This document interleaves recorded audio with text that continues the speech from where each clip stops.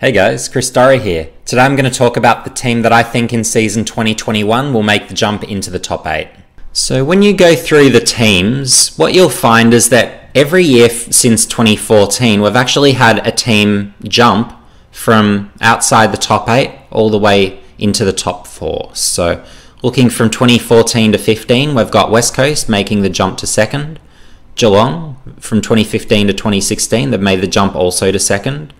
Richmond, they made the jump from 13th all the way to Premiership. Collingwood, they jumped from 13th to Grand Final and not too far away from a Premiership there. Brisbane, all the way from 15th to a staggering second. And then Port Adelaide last year from 10th all the way up to first at the end of the home and away season. So each year, at least in recent history, there's been a team that's made a jump.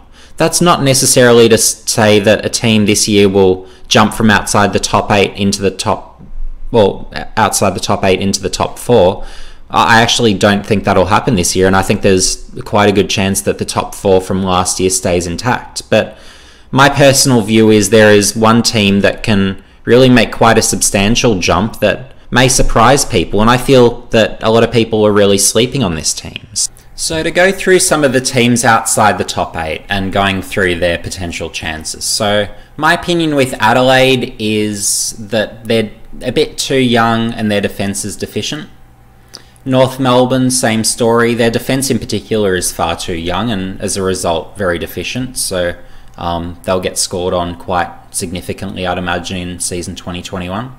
Sydney, they've got the scope to make a jump. Top 8, I'm not going to rule out. I'm not tipping it, but I wouldn't rule it out. So they'd need things to go right. So they'd need Buddy to be healthy, they'd need Heaney to be healthy, and they'd need great development from their youths. They'd need Campbell to really impress, and Errol Goulden to maybe get games and show something on the outside and be some sort of improvement there. They'd need a Logan McDonald to be playing well and be an upgrade up forward, and they'd obviously need a healthy Sam Reid as well. So they'd really need a lot going right for them to really, I guess, make that top 8 push. And I think that's probably a bit optimistic, would be my view at this point. Hawthorn, unfortunately, they don't really have the youth, and that's really due to the extended period really as a top team, and they haven't really been able to regenerate their list. So although I've really enjoyed their list strategy over the years to sustain their success, and I think a lot of that has actually been a really good thing and really what they should have done. But looking at them now as a list, I don't believe they've really got the tools to be that top 8 team this year, but happy to be proven wrong there. So moving on to a Gold Coast, they're in the mix in my opinion for top 8, but I'd say I'd have them in the improbable camp at this point. So looking at a Matt Rowell, so he's someone where, based on what he was doing early in 2020, if he can replicate that sort of form and have the youth rising around him, that's when they might be able to enter the mix. So a healthy Matt Rowell, having improvement from Noah Anderson, you'd be hoping a Lukosius, a Ben King, and Isaac Rankin would be all improving, a Charlie Ballard to keep improving. I'd be hoping the likes of a Sam Flanders would be pushing through and having a much stronger second season, because as a junior he was every bit as good as a Caleb Sarong. So he's someone where as soon as he's really at the pace of the game, he'll be excellent in my opinion. So yeah, Gold Coast shouldn't be too bad this year, and I see them certainly improving, assuming a reasonably healthy run. And Essendon, I'm not a fan of Essendon this year. So for me, they had some big off-season losses, losing the likes of Sard, losing the likes of McKenna. That really kills the drive out of defence. The likes of a Danaher leaving, well, look, he hasn't been healthy in recent years, so it doesn't really change the result based on recent history. And you'd be hoping someone like a Heppel comes back healthy and helps, I guess, add at least a little bit of stability to defence. But yeah, I'm not saying Essendon this year is that sort of top 8 chance, unfortunately, but again, happy to be proven wrong. Fremantle, I'm optimistic about, and I'll come back to in a moment. At Carlton, I'm looking at sort of the likes of a Zach Williams and Adam Sard. Those sorts of guys really can drive Carlton forward. And then you've got, say, a a Sam Walsh, so he can take another step. I'd be expecting a better season from a Patrick Cripps. If Sam Doherty has a healthy season and a better season, well, yeah, Carlton can contend for a top 8 team, to be a top 8 team, and yeah, I wouldn't be surprised if they make it. I have them on that edge. Maybe they're an 8th, maybe they're a 9th. Hard to say, but they'd be in that sort of range roughly, give or take a few spots, I'd imagine, as that pretty competitive team that should be better than last year. A GWS, I think they're a pretty fascinating team at this stage, where they're very, very flawed, to say the least, in particular spots, and a bit like some of the other teams in terms of drive from defence, really deficient. So just obviously we've had the retirement of Heath Shaw, but then they've lost to Zach Williams, and already they were pretty sort of ordinary for rebound from defence, so I'm just not really too sure with them. Obviously they've had other list losses as well. Jeremy Cameron, I think he's coverable, as harsh as that is to say of a Coleman medalist and one of the best key forwards in the game. I do think a Jake Riccardi will step up, and although they've had a few midfield losses, I think a Tom Green will step up. So look, I think GWS probably roughly hold their position. Maybe they could just sneak into the top 8, but I don't see them getting back to the team that they were a few years ago. Just, I guess, without that, drive from defence, that anything outside, it's just, yeah, I'm not too sure. Inside, they're an incredible team, and they're just absolutely flooded with the most remarkable of inside midfielders, but yeah, I just don't think they're a complete enough team. And I think as well, the Braden Pruce injury, that's really a bit of insult to injury, where also deficient through the ruck, it just adds another question mark. So I don't think the pieces are quite falling right for a GWS. And then a Melbourne, incredibly unlucky not to make the top 8 last year. So yeah, they're a team that could make it this year, but it really comes down to injuries, I think, for them. So if they have key injuries, that could cause them problems. And already Ben Brown rather. If Ben Brown is healthy, they've got a genuine #1 target inside 50, and that's what they've been lacking. So if he was to be healthy from round 1, I would say they're probably a top 8 team. But with that probably not being the case, I haven't checked the injury reports lately, but I don't believe he'll be right for round 1. You'd really need all those cards to play out right, and they really need to be able to, I guess, make the most of those inside 50 entries, and they'd really need the likes of a Ben Brown to convert those. So yeah, for me, it comes down to health, but they're a chance. But the team that I think will make the big jump in season 2021 is actually Fremantle. So for me, it's all about their youth, and I'll go through their list to really outline my case. So the pretty obvious question to ask with the likes of a Fremantle is, well, where does the improvement come from? And the answer for me is a pretty obvious one. It's from the youth. So going straight through the names. So in last year's draft, they actually did pretty well. So let's start with there. So a Brandon Walker, good rebounding defender, can really generate some drive. He's someone who at least adds pressure on spots. He's not necessarily playing this year, but maybe he could if there was an opportunity that opened up. A Joel Weston, he's a small pocket rocket. He's been good through the midfield, but he could also potentially play forward. I think he'll push, compete for opportunities, and I think he might get games this year.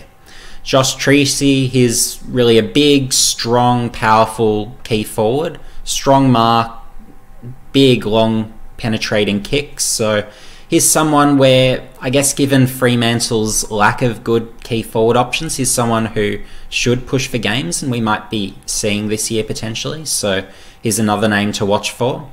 And Nathan O'Driscoll, he's someone else where he's AFL ready-ish. So why I say that, he's played quite a bit of waffle, or he's playing waffle league level last year, and he's someone where he can play a few positions. So he can play inside, he can play outside, he can play off half-back. He's someone where with his run he can generate some drive, but he's also a very aggressive footballer. So from last year's draft, he'd be either #1 or #2 in terms of how aggressive of a tackler he is. Has a good contested side, he's a tall mid, he's almost that 190 mark, and I'd actually say is above 190 if you've seen him next to any of the other players. So I think we'll actually see this hit more like 191, 192, because I just don't believe that measurement's correct.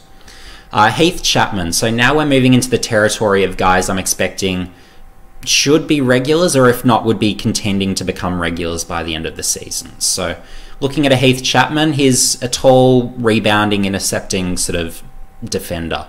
So he could be something like a Grant Birchall equivalent for Fremantle, and for me he's ready-made. He could play round one if there's an opportunity there for him, but of course the opportunity isn't guaranteed right away. So yeah, he's someone to definitely look out for, but he's someone where he's a good all-rounder. Can intercept, good ball user, can generate some run and rebound from defence, very athletic for that height. So and I wouldn't necessarily expect him to be playing as a key defender either. So yeah, I think he could have a very successful season one and be someone who helps Fremantle forward. I'm also seeing the likes of a Liam Henry. So he's someone where really I think he'll get quite a lot of opportunity this year, and I'd be surprised if he isn't a regular fixture in the team. So he's a high-flying forward, very athletic, very quick, adds class, adds skill. He's one of those extra targets up forward that Fremantle really needed to improve their front half. So yeah, that'll be definitely an improvement. From there, I'm looking at a Hayden Young. So now we're getting into the territory of guys who will be real difference makers. So I could say a Liam Henry will be a difference maker to some extent this year, but I'm really looking at a Hayden Young as someone who's going to start moving the needle for Fremantle. So Hayden Young, for me, is a round one starter, and I would be giving him the kickouts from round one. For me, is a clear top 10 kick from defence in the competition, and by the end of the year, I think he could be pretty reasonably recognised as a top 5 kick from defence, whether it's from kickouts or just general plays. So yeah, he can absolutely unload a really nice kick to a target, hits them on the move, launches at 60. So yeah, he can really play. And for the Supercoach and AFL fantasy people out there, I'd say be aware of him, not necessarily pick him, but be aware of him and track him with some interest if he does take those kickouts and with some regularity. But in terms of his game, though, he's someone I'd actually like to see being more of an interceptor in defence than he is. He's someone where I guess I'm seeing him at this stage as very much someone who's more inclined to be a shutdown player, and that's maybe a bit more, I guess, how he was for Dandenong sort of expected and asked to play, but that's, I guess, probably what I would be expecting from him for Fremantle, but sort of an accountable-ish game, but with the kickouts, hopefully. So that would be what would make him relevant and what could, I guess, give Fremantle's defence a boost. And then I'm looking at a Caleb Sarong. So he won the Rising Star, and all reports are that he's primed for an even bigger season 2021. So yeah, that'll be exciting to watch to see how far he can take his game. And of course, he's already a terrific midfielder and one of the better young midfielders in the competition. So expect a further boost there. Then I'd be looking at a Sam Sturt. I'd be expecting more opportunities this year. And again, here's someone else who improves the front half, which was probably lacking a little bit last year. So if he can get regular games, here's that, I guess, medium to tallish marking target, and he can be a factor inside 50 and really hit the scoreboard quite well. So I'd be expecting a goal a game from him would be a realistic expectation, assuming there's enough delivery. And then moving on to some more names. So Luke Valenti. So here's someone where he hasn't had any senior opportunities yet, but he's ready to do that. So he was someone where in the under-18 ranks, he was captain of the South Australian under-18s, big-time accumulator, big-time contested ball winner.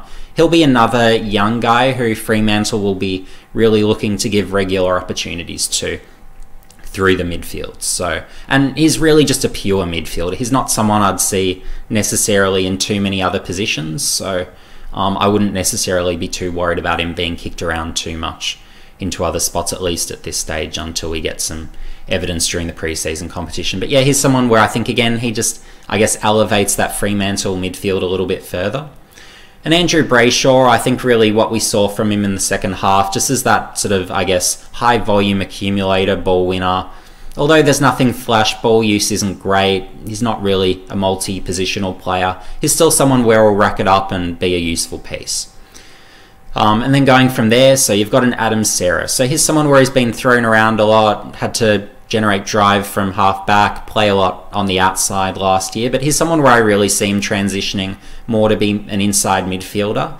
And although I don't believe he's being trained this way yet, he's someone where as a junior he actually proved to be a pretty proficient forward 50 target as well, as that sort of, I guess, medium marking forward as well when asked to go there, and he can kick sort of a 3-4 goal bag if you sort of, I guess, give him the opportunities to and give him the delivery. But he's obviously more a midfielder for me. But great versatility, and I think he's really got the scope to kick things up a gear this year.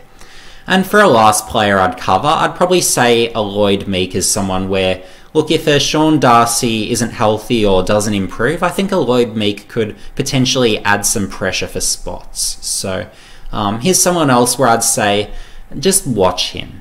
I'm not necessarily going to say he's going to become a best 22 player or that he'll even necessarily debut this year, but he may provide some pressure for spots. So Fremantle would be hoping that sort of, I guess, pushes the Sean Darcy along a little bit more this year, and I guess forces him to elevate his play after really not being too meaningfully different since his first year. He's been really much the same player for a few years now. So, and with Ruckman, you really expect, I guess, a more consistent curve of improvement. So yeah, that would be something else I'd be looking for. So if those guys that I've been speaking about develop this year, and as long as a Nat Fyfe gets enough midfield minutes and he isn't just asked to be a pure forward, well, then I really do like Fremantle's top 8 chances. And if I was asked today, will Fremantle make the top 8 or won't they? I think they're probably the team that make it, and at this stage I would probably be saying that Collingwood would be the team most likely to drop out, given all your Haritia Lumumba drama, Eddie Maguire drama.